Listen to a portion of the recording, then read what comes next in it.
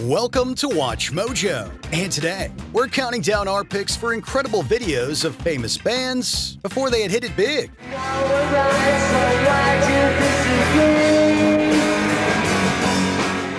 Number 10.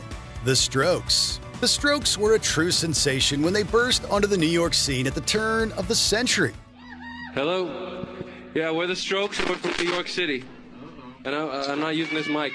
Julian Casablancas and company epitomized the new age coolness while playing tributes to great bands like the Velvet Underground, The Doors, and The Stooges.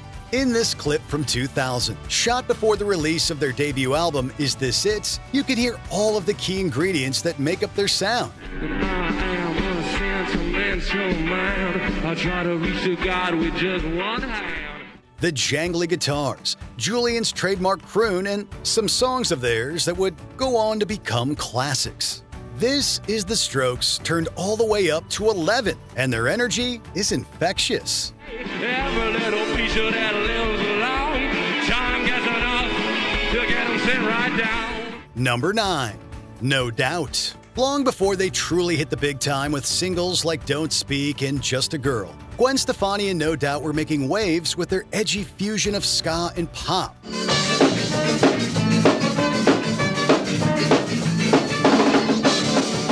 It's immediately clear in this performance that the band has potential. Stefani, in particular, was always on point, and the danceable grooves and catchy hooks were clearly right there from the beginning as well.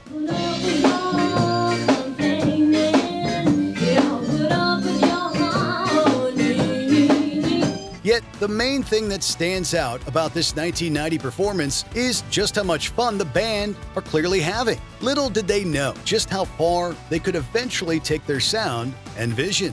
Do you guys have a demo tape out or a record or anything? We have a demo tape, but we're in the middle of recording right now. We're going to be probably putting it out on a CD, but we're not sure exactly what we're going to be doing. We're trying to get signed right now, so. Number 8. Rage Against the Machine. The raw fury of Rage Against the Machine came pre-packed as soon as they decided on their band name.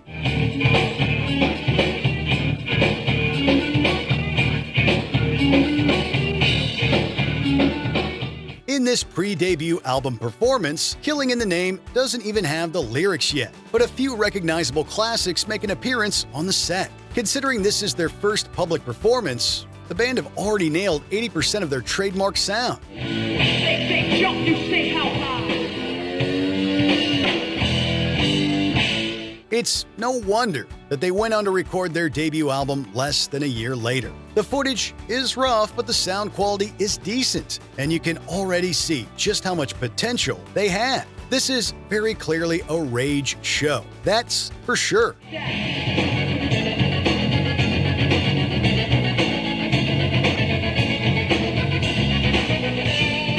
Number 7.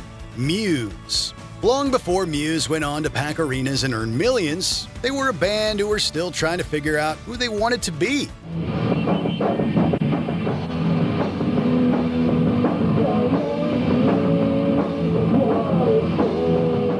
Like so many others, they tried their hand at a local Battle of the Bands contest, which they unsurprisingly won. Well, the band themselves were actually quite shocked that they took home gold. They ended their set by smashing their instruments, which was supposed to be their big statement and reason for competing. Ladies and gentlemen, who needs a who? Put your hands together for the Muse!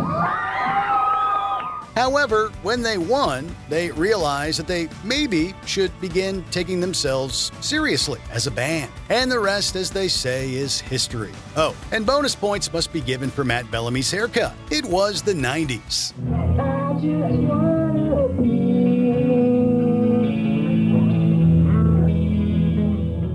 Number 6. Arctic Monkeys. Arctic Monkeys were one of the first bands to truly make it on the back of some dedicated online fan support.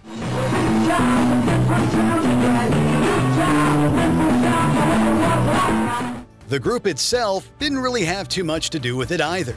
But when early recordings started to gain traction, it led to the band developing an online cult following. Judging by this 2003 performance, it's no surprise they were so beloved.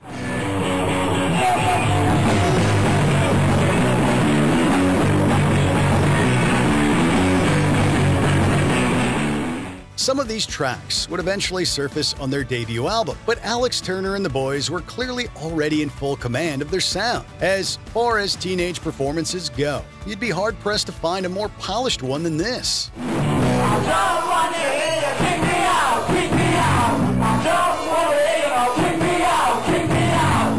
Number 5. R.E.M. R.E.M. would eventually go on to become one of the most successful alternative rock bands of the 80s and 90s.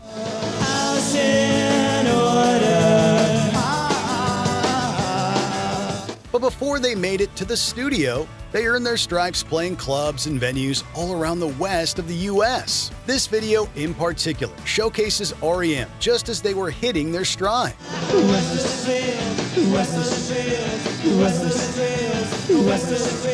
Filmed in Raleigh, North Carolina in 1982, you can tell that this is a young band who were putting the finishing touches on their style and sound. Murmur, their debut album, would soon be released, and the next 27 years of music they made would be among the most important in the entire genre.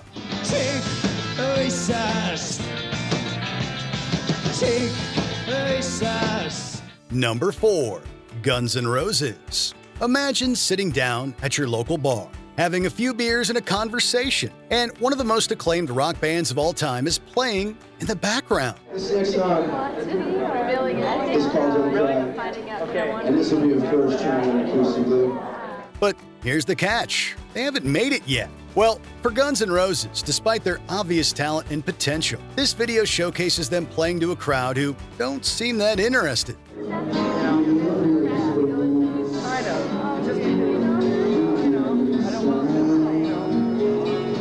The song in question, Don't Cry, was supposedly the first GNR song that Axl Rose ever wrote, and though it wouldn't be released for another 6 years, the tune is still right there. This particular video stands out because it proves that even a great band isn't always going to be received as well as they deserve at first.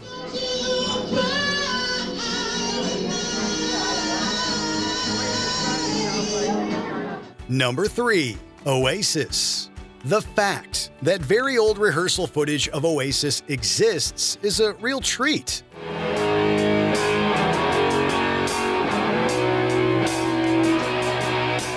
And the fact that the Gallagher brothers, Liam and Noel, seem to get through it without fighting each other is too. This 1992 video showcases the band performing a song that wouldn't be released until their third album, All Around the World.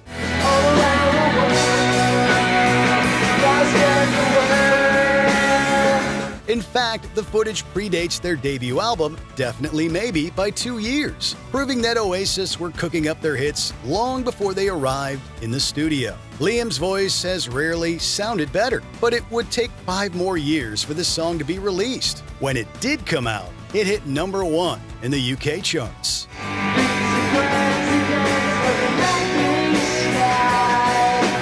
Number 2. Nirvana. This iteration of Nirvana is quite different from the one that would eventually hit it big.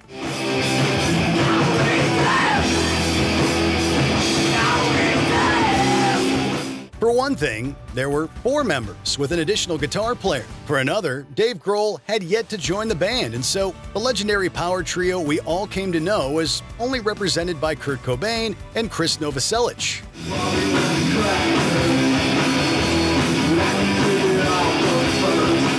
But even in this early lineup, boy could these guys rock. Cobain's voice is already approaching the level of angst and power that he would master on later recordings. Plus, they played loud, ushering in the grunge era with a real bang. Sure, the drumming would eventually be perfected by Grohl's inimitable stylings, but for an early effort, this is pretty damn good.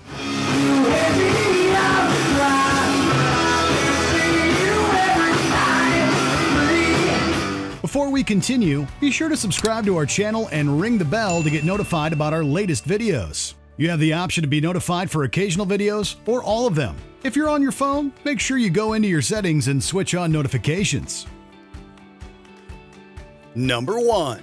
The Beatles. If you're wondering how the Beatles got so good at writing music, well, they spent a long period of time honing their craft. Nothing will get a band tight quite like performing covers for hours and hours every day. And for the Beatles, they put in their work during a residency in Hamburg over the course of around 2 years. Though footage of these gigs is rare, we do thankfully have some documentation of their spell in Germany. Lennon, McCartney, Harrison, and their drummer at the time, Stuart Sutcliffe, were an instant hit abroad, which eventually led to them meeting their eventual manager, Brian Epstein.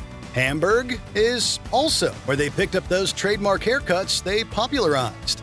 But can you think of any other great examples of very early career live performances from great bands? Let us know in the comments below. The band for the future, the 80s or 90s, who knows? U2.